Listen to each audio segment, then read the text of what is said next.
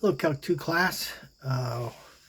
We just finished up talking about section 11.2, and now we're going on to section 11.3. Now, 11.2 contains information about a series that converge and diverge, and also a couple of series that we actually can determine what the sum is. That's geometric and telescoping. Now for the next series coming up,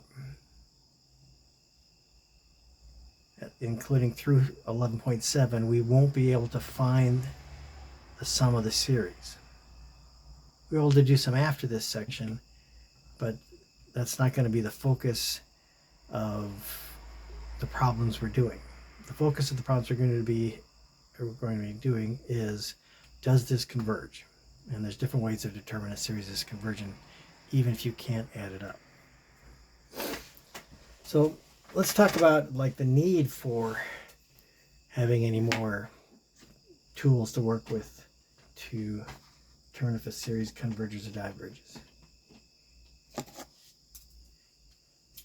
So for example,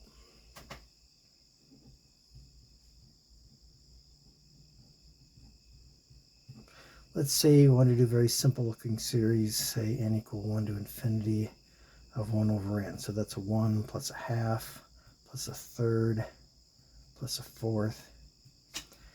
I only have 3 tools at my disposal. One is geometric. Well, it's not geometric.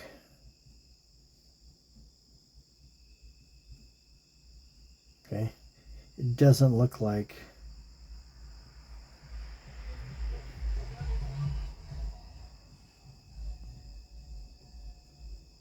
a number raised to a power. So that's not going to work. All right, it's not telescoping. If I write out terms, they won't cancel each other out. So that's out.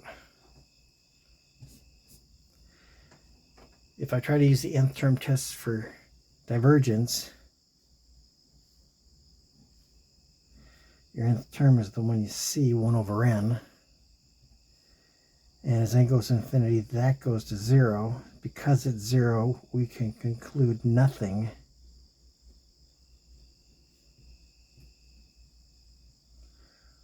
from the nth term test for divergence.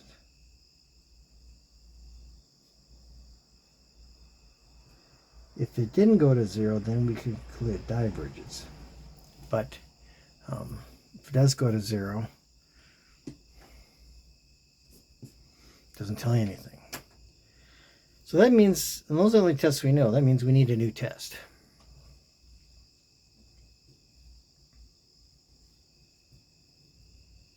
So that's our motivation for moving on here, trying to come up with a new test. And section 11.3 is about the integral test.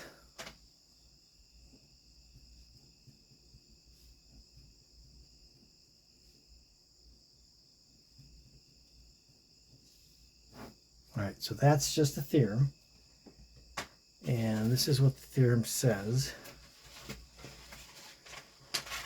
Let's suppose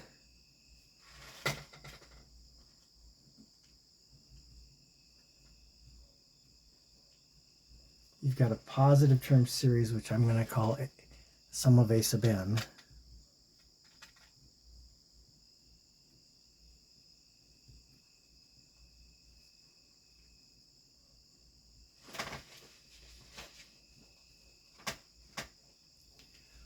Let's also suppose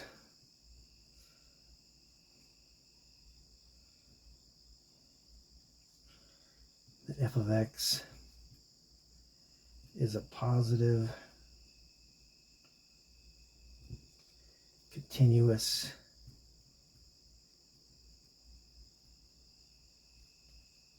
and decreasing function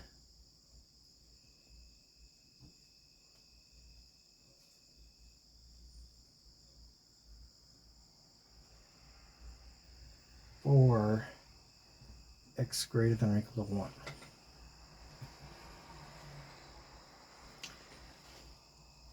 If the terms in your sequence a sub n are the same things what you get when you just stick in n for your f,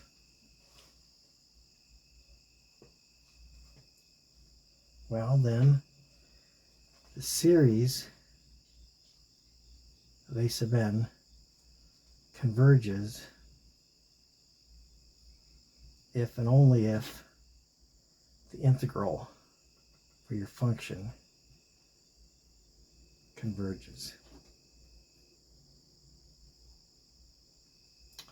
And we're studying convergence for integrals, those are improper integrals at the end of chapter 7. So instead of looking at this directly, the summation one, we can do the integral one, and if then that converges, so does this. If this diverges, so does that.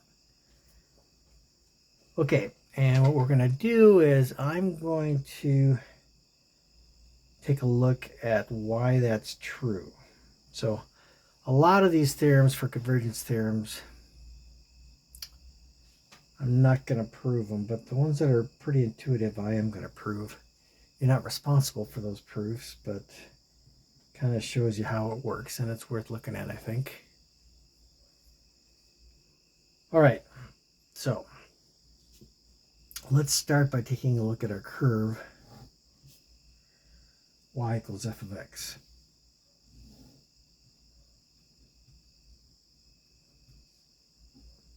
Now you get your terms in the sequence by sticking in the integers into your function. So, for example, if you stick in 1, you get a height of f of 1, but then that's also a sub 1. If you stick in 2, okay, then you're up here at a sub 2, which is f of 2. And if you stick in 3, then you're up here, a sub 3, and that's f of 3, and so on.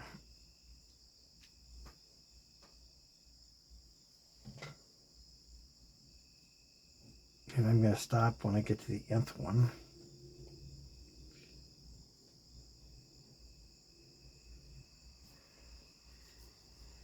This one then would be a sub n minus 1, or f of n minus 1. Okay, so you'll notice I'm sticking in the left-hand endpoint of each interval. So I can make rectangles out of that.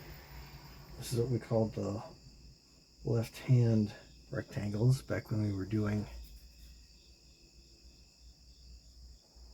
estimating the area under a curve.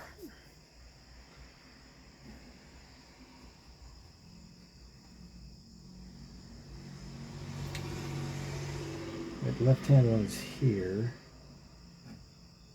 so it should go up to there. Well, let's stick one more in there just for looks.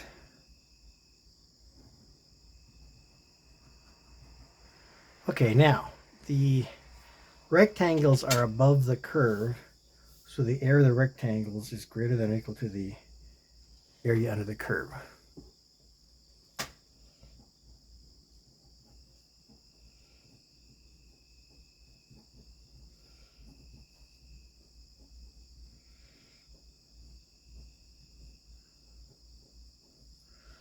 Okay, but the area of the rectangles is the same as the sum from n equals 1 to, let's say k equals 1. I've already used n, so it's like k equals 1 to n minus 1 of a sub k. So you start out with a 1 there, that's a sub 1, that's this guy. And you keep going till you get to a sub n minus 1, which is this guy. They're one wide, so that's why it's just the sum of those terms. And then the area under the curve, we know that just to be the integral with the height.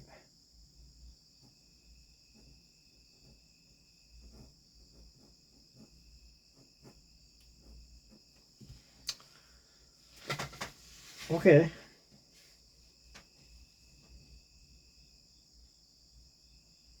Now,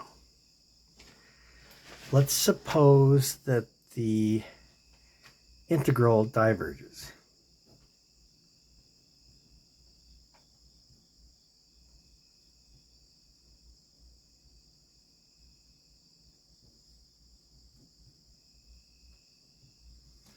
And then I'm just going to take the limit as n goes to infinity on both sides. Take the limit as n goes to infinity of the series. This is what you get. And for the integral, get that integral. But if it diverges, that means that this is infinity. And that means that this guy, which is the infinite series from k equals 1 to infinity, because you're letting the n go to infinity, infinity minus 1 is still infinity, that this guy is bigger than or equal to infinity. So if the integral converges, so does the series, because it's also then greater than or equal to infinity. So the series diverges. So I've learned that if the integral diverges, so does the series. Still have to do the other direction, but that's that direction. Okay, so in the next video, what I'm going to do is I'm going to work out the proof that shows that when the integral converges, so does the series. See you in the next video.